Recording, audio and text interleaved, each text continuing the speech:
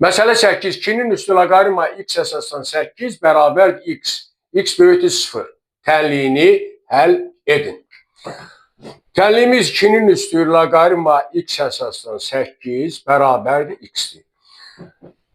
Misalın görkəminə görə görürük hər iki tərəfi 2 əsasdan loqaritma etmək daha faydalı olar. Loqaritma 2 əsasdan 2-nin üstü loqaritma x əsasdan 8 bərabərdir loqaritma 2 əsasdan x-ə.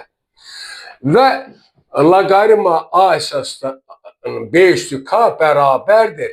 K vuraq loqaritma a əsasdan b düsturunu sol tərəfə tətbiq eləsək, alıram loqaritma x əsasdan 8 vuraq loqaritma 2 əsasdan 2 bərabərdir loqaritma 2 əsasdan x. Və siz bilirsiniz ki, loqaritma a əsasdan a vahidə bərabərdir. Bu düsturda görə bu ifadə vahid verdi. Aldım loqaritma x əsasdan 8 bərabərdir loqaritma 2 əsasdan x-ə. Sol tərəfə bir əsasdan başqa əsasa keçmə düsturunu tətbiq edirəm. Loqaritma əsasdan b bərabərdir. Loqaritma 1c əsasdan b bölək loqaritma c əsasdan a. Tətbiq eləsək alırıq. Loqaritma 2 əsasa keçirəm mən buradan. Loqaritma 2 əsasdan 8. Loqaritma 2 əsasdan x bərabərdir loqaritma 2 əsasdan x-ə.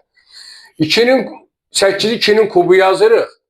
Bu düstura görə tətbiq edirik o düsturu. Loqaritma 2-dən 2-nin kubu bölək loqaritma 2 əsasdan x bərabərdir loqaritma 2 əsasdan x-ə. 2-nin 3 gəldi qabağa, 2-dən 2-də 1 verdi. Aldım 3 bölək loqaritma 2 əsasdan x bərabərdir loqaritma 2 əsasdan x-ə. Buradan loqaritma kvadrat 2 əsasdan kvadrat x bərabər 3-ə və tapdım ki, loqaritma 2 əsasdan x bərabərdir plus minus kök altda 3-ə. Kvadratlı kök aldıq. Loqaritma 2 əsasdan x bir dəfə bərabər oldu. Mənfi kökdə 3-ə. Buradan x1 bərabərdir 2-nin üstü mənfi kökdə 3. x1 tapıldı bu şəkildə. Və x2-ni buradan yaza bilərik. x2 bərabərdir.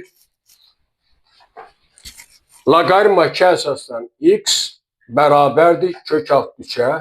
x2 də bərabərdir 2-nin üstü müsbət kök altda 3. Tənliyin 2 kökü var. x1 və x2.